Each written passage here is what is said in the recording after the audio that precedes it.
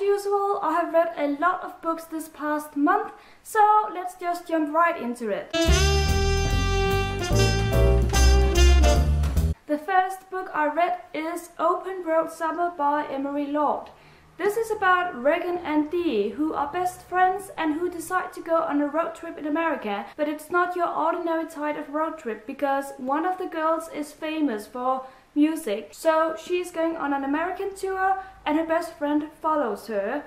I was mildly disappointed in this book. I had expected a road trip book, a real true road trip book, and that's not exactly what I got with this one. I don't think it's a road trip book actually. I think it's more about friendship dynamics and boyfriend relationships problems, and that's not what I was looking for when I bought this book. I ended up giving it 3 stars, I think, or maybe it was 2.5. Next, I read The Girl of Fire and Thorns and The Crown of Embers by Ray Carson, the first 2 books in this series, and I really enjoyed them. This is a young adult fantasy series and I had heard nothing but great things about it, so I decided to finally pick it up. It's been some time since I read it now because I read it in the beginning of July and now it's been a month and I have read so many books since then.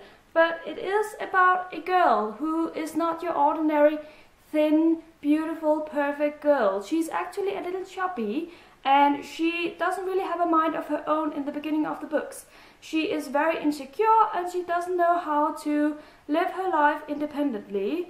But that changes when she is being married off to a prince, I believe it is, and sent to this kingdom. I found this series highly entertaining. It was really good actually. I don't know what I expected because I went into it not knowing too much about it, but I was very surprised about the pacing of the book and the main character. I love how we see that she develops through these books, and I think I gave both of them 5 stars. I got myself a to-be-read book jar, so I picked a book from that one, and that was Poison Study by Maria V. Snyder. I was super excited. I'd heard so many excellent things about this book, so I was ready to jump into it and just get overwhelmed. And I wasn't. I was kind of underwhelmed. It started out strong. I really loved the first 100 pages, I think it is, because this is about a main character who has been captured and imprisoned because she has murdered a person, but she's being given a second chance as the poison taster for the king. I don't remember, but for a very important person, she has to taste his food and she has to learn about all these kind of poisons in order to distinguish them if there is something in some kind of food. I love that part, but it turned pretty flat for me towards the middle of the book. I don't remember now what it was. I think it started being more about running away and trying to connect with some other kinds of people and run away with those people. And I didn't like that. I wasn't expecting that from this book. So I ended up giving it 3 stars. Actually, I hate rating books. Have I ever told you that? I hate it so much. I just want to read a book and enjoy it and then tell you if I like it or not. But I may quit rating my books in the future if you're not too disappointed about that. Then I picked up the 3rd and final book in the Serena Legacy series by Anna Banks. This is Of Neptune. And I feel kind of ambivalent about this conclusion to the series because I did like the concept. I'm not going to go too much into it because it is the 3rd book. I did like the concept, but I didn't really like how everything turned out because it got very boring. It got way too hysterical and way too dramatic, and I don't like when books turn out like that. They have to feel natural when you read them. The story has to progress in a natural way, and I didn't feel like that happened with this book. So I think I ended up giving it 3 stars because it was an enjoyable read. It just wasn't my favorite conclusion to a series. I had to go to London and I knew that I didn't want to carry a hardback with me to London because I was going to buy some books over there and then had to get them back home in my suitcase. So I decided to pick up Just One Day by Gil Forman. I liked it a lot actually. I was surprised because the first 30 or 50 pages I hated. I strongly disliked them. I thought that the main character was so stupid because I can tell you this.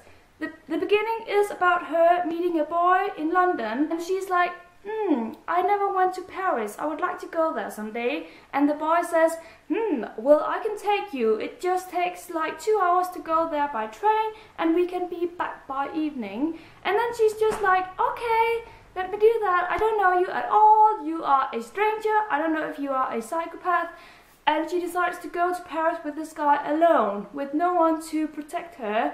I hated her for that. I would never have done that. I thought it was so stupid, so immature, and that's why I really disliked the first part of this book. I thought this was going to be yet another fluffy contemporary that I don't like. I kept going, but I was on the verge of giving up. Until I reached the part after Paris. That was the best part. That really kicked up this book for me. And I ended up giving it 4 stars because I really loved how everything turned out. The ending didn't really disappoint me. I knew it was coming, kind of. So I wasn't disappointed by it and I was pleasantly surprised, as I said, by this book. After that, the booktubeathon started and I read these books. I already did a wrap-up of my thoughts on these books, so I will put the link to that video down below. But all in all, I had a pretty successful week, I think. After the booktubeathon, I finally finished The Silverworn by Robert Galbraith, which is the second book in the Cuckoo's Calling series. Or is it called a Cormoran Strike series? I don't know. This is, as you probably know, J.K. Rowling, who has decided to write a crime adult series about a main character called Strike and his help called Robin. They work together on solving crimes as private detectives. I loved The Cuckoo's Calling. I think I gave that one 5 stars back in the days when I read it. And this one I really liked as well, but I didn't like the endings. I ended up giving it 4 stars, even though all of the book was amazing. It was just the ending that really put me off. So that was bad, but it wasn't a bad ending. I just didn't feel satisfied by it. And I don't think I understood everything that happened. I think, yeah, I hate when that happens because I don't want to go back and reread the ending. But at the same time, I'm not sure I understood everything. So yeah, 4 stars. Next, I read the What's Left of Me series, or at least the first 2 books by Kat Chiang, and then I read the Cruel World series by Jennifer Albin, also the first 2 books. I did a review of these 4 books, so I will put the link to that one down below, but I can just tell you I gave all of these 4 books 4 stars. Then it was time to pick another book from my to-be-read jar, which I love. I love when I don't know what to read, I just pick a book from there, and I always pick a book that I really want to read. And this time it was The Bronze Horse Mel by Paulina Simons. This is a historical fiction novel about the Second World War in Russia, and I feel like I have been talking a lot about this book recently, so I'm just quickly going to tell you that it is also a romance story between 2 young people, and it is really beautiful. My heart broke when reading this book. I did have some minor problems with it. Among other things, I felt like one of the main characters was a pain in the ass sometimes. He was way too controlling and demanding, and I don't like when men are like that. So that put me off a little bit, but all in all, a great book. This is the first book in a series of 3, so I can't wait to get on with this series. And I, of course, gave it 5 stars. Now we have reached like the 25th of July, and it was my mother's 60-year-old birthday, so I was going to stay with her and my family, and my weekend was going to be super busy, so I didn't want to bring a very heavy book with me. So I decided to pick up We Were Liars by E. Lockhart. A very short book, and it is in paperback, so it is very light. Like, I can do it like this.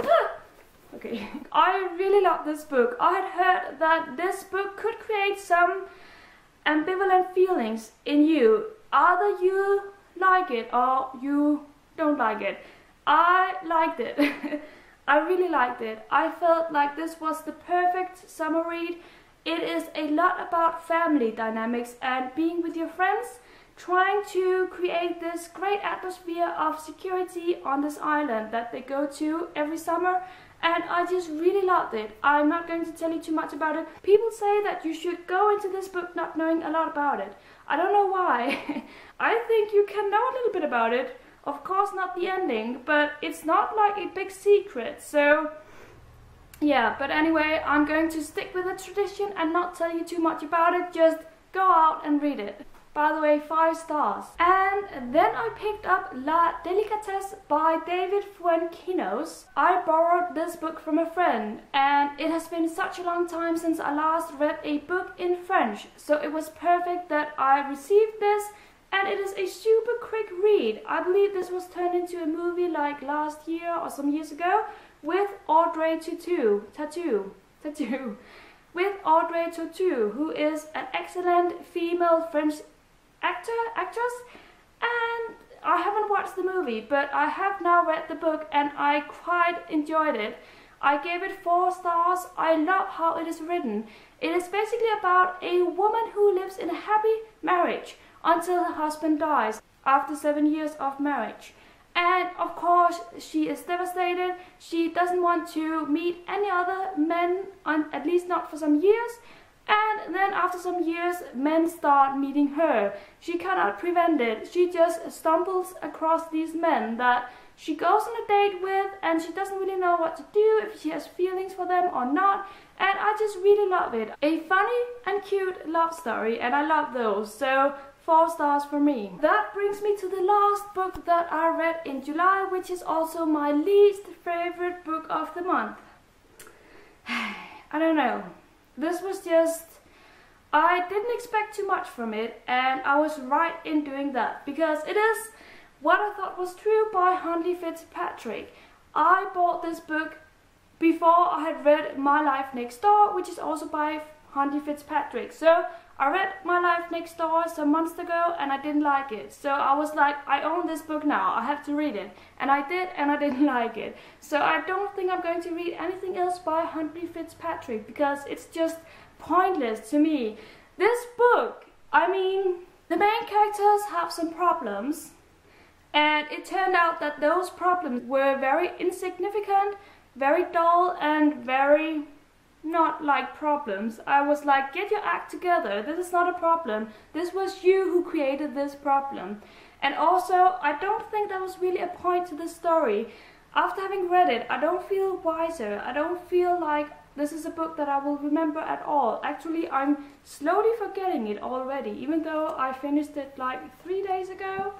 And I just didn't like it. I gave it 2 stars after all, because it's like, I enjoyed reading it, but it's hard to explain. Sometimes I enjoy reading these fluffy contemporaries when I read them, but afterwards I just know I'm never going to touch that book again. Or I'm touching it now, but I'm not going to reread it ever, because there's no point to it. Those were all of the books that I read in July. I hope you enjoyed my video. Happy reading, everyone, and bye bye!